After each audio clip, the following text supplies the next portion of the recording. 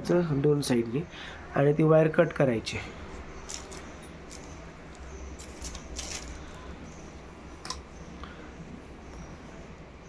कटरनी, हे कटर आहे तुम्ही बघू शकता, हे कटर आहे. कटरनी वायर कट केलेले आहेत आपण आणि अशा पद्धतीने कुठून हां हे बघा, इथून वायर सरपायची अशी वर वायर येईल. हा स्क्रू खोलायचा, स्क्रू इथला ओपन करायचा इथे आणि ज्या साईडला असं पॅच आहे किंवा अशी रेष आहे, सेम टू सेम त्या पाईपला पण रेष असणार आहे. दाखवता का जरा पाईपची रेष? हे बघा, ही पाईपची रेष ही अशी आपण ह्या रेषेला मॅच करणार तिथं.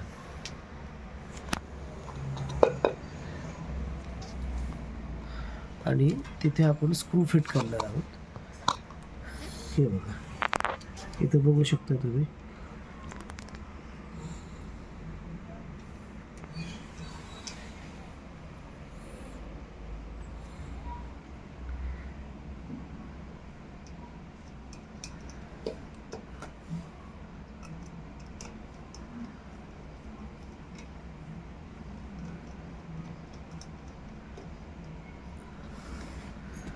व्यवस्थित फिट करा, आवाज नाहीतरी येईल. Okay okay. आता हे होल्डर आहे फॅनचं, जे आपण वरती अटॅच करणार आहोत. ते बघू शकतो तुम्ही होल्डर. आणि त्याची ती पिन आहे, ती पिन कशा पद्धतीने लावायची ते तुम्हाला सांगून देतो आहे, दाखवतो आहे. हे काढून घ्यायचं आहे.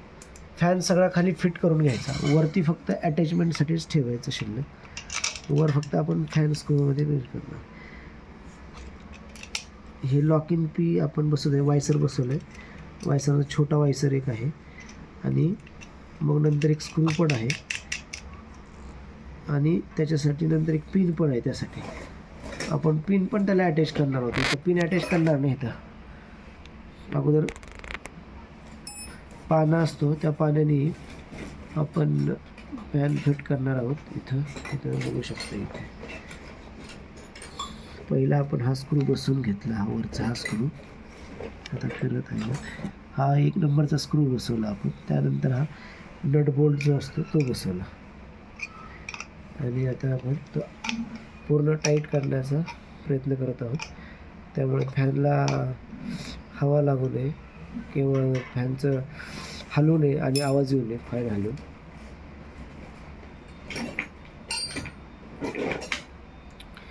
या अशा प्रकारे वरचे कॅप बसलेले आहेत. खाली वरची कॅप, खालची कॅप आणि डिस्टन्स. हा कंडेन्सर आहे ना? हा कंडेन्सर आहे फॅनचा.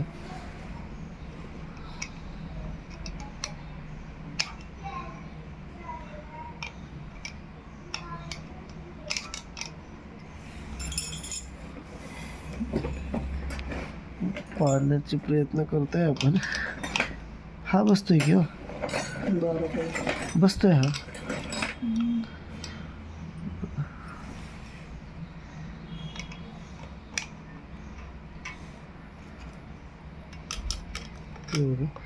कशा पद्धतीनं आपण ते फिट करत आहोत फॅन. म्हणजे स्क्रू एकदम फिट केला तर तो पाईप आणि फॅन याच्यामध्ये जो जॉईंट झालेला आहे तर तो एकदम घट्ट बसेल. त्यामुळे तो फॅन जरा सुद्धा हलणार नाही आणि आवाज तर बिलकुल येणार नाही. अशी फिटिंग केल्यामुळे फॅनची हे तुम्ही बघू शकता. किती आवडला तर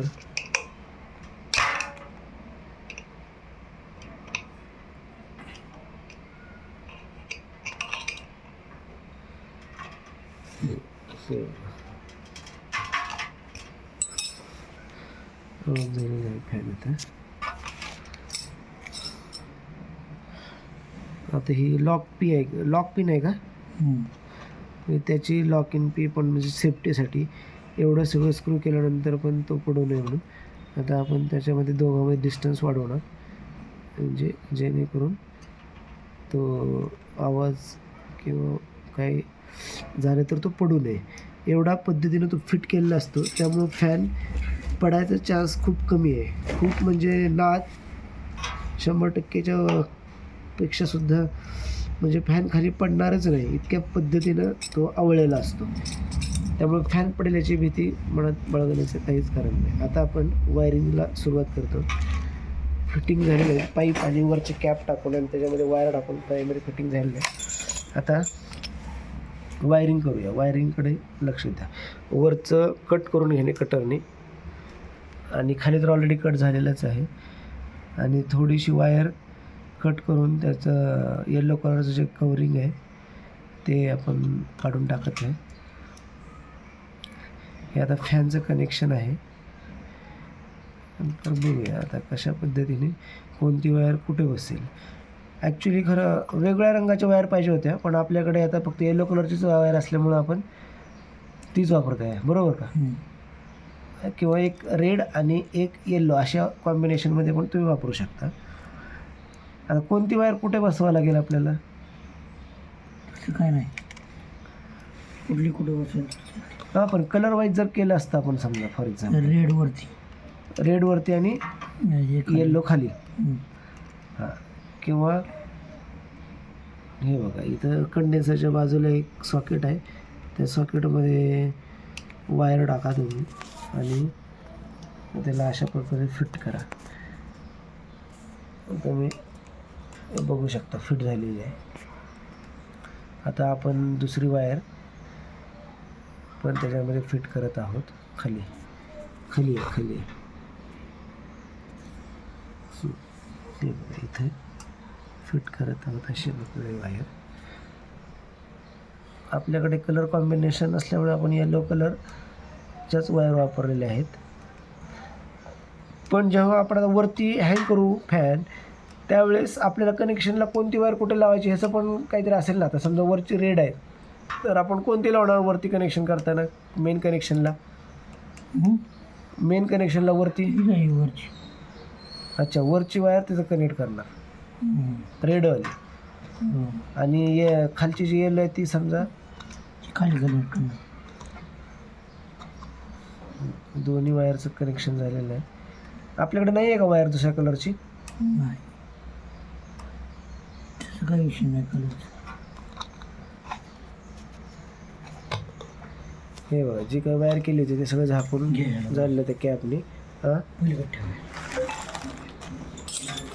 हा फॅन तयार करून झालेला आहे. आपल्याकडे 2 फॅन आहेत, तर आपण दुसऱ्या फॅनचं पण कनेक्शन करत आहोत अशाच पद्धतीनं.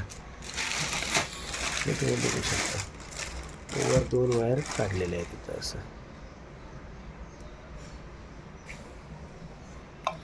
हे बघा दुसरं वायर कनेक्शन आहे ना. हे अशा पद्धतीनं आपण स्क्रू काढून घेतो अगोदर स्टार स्क्रूड्रायव्हरने, आणि एक एक फॅनचं जे ब्लेड आहे ते बसवतो.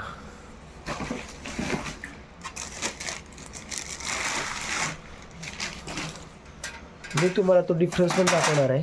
हे फॅन हाय स्पीड नाही आहेत बजाजचे, आणि माझ्याकडे एक क्रॉम्प्टन ग्रूवचा बजाजचा हाय स्पीड फॅन आहे, त्याचा तो 5 वरती जो स्पीड आहे तो पण आपण बघूया. आता सध्या आपण कनेक्शन बघूया कशा पद्धतीनं आहे ते. आणि एक जो आहे तो माझ्याकडे हाय स्पीडचा ऑलरेडी फिट केलेला फॅन आहे क्रॉम्प्टन ग्रूवचा.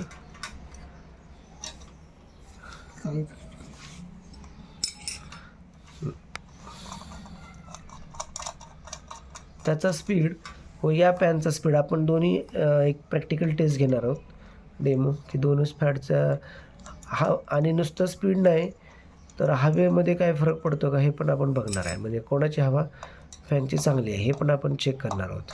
हे झाले की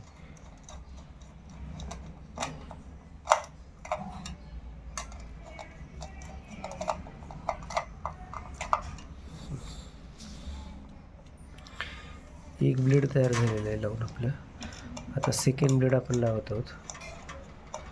याचे पण स्क्रू असे काढून घ्यायचे आणि सेकंड ब्लेड बसवायचे. 3 ब्लेड्स असतात फॅनमध्ये एकंदरीत.